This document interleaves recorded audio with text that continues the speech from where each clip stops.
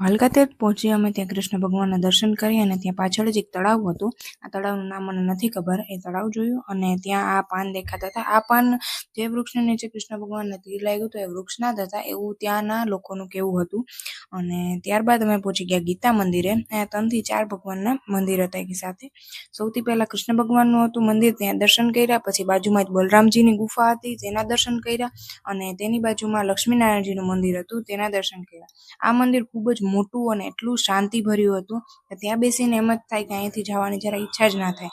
ત્યાં એકદમ છત પર ગેલેક્સી ટાઈપનું ત્યાં કરી રાખ્યું હતું, તો એ બહુ મસ્ત લાગતું હતું. પછી ત્યાં કૃષ્ણ ભગવાનની ચરણ પાદુકા હતી તેના દર્શન કર્યા અને ત્યાંથી પહોંચી ગયા અમે ત્રિવેણી સંગમ. તેની સામે જ થોડીક જ આગળ જાય એટલે સીધું ત્યાં સૂર્ય મંદિર હતું, તેના દર્શન કર્યા. પણ એ પહેલાં અમે ત્યાં સામે ઘણી બધી શોપ્સ હતી, જેમ કે પર્સની અને કટલેરીની અને દરિયાઈમાંથી નીકળેલી વસ્તુ હોય જેમ કે શંખ છે, એવી બધી વસ્તુ હતી તે જોઈ.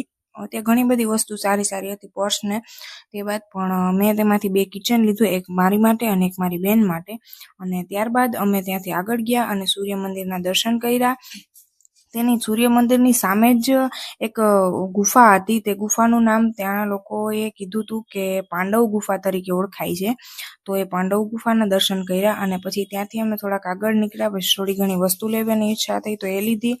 પછી ત્યાંથી અમે આગળ ગયા તો ત્યાં એક રસવાળા ભાઈ હતા, તો મમ્મીને રસ પીવાની ઈચ્છા થઈ તો મેં પણ ચાખ્યો, પણ મને બહુ કંઈ ખાસ ભાવ્યો નહીં.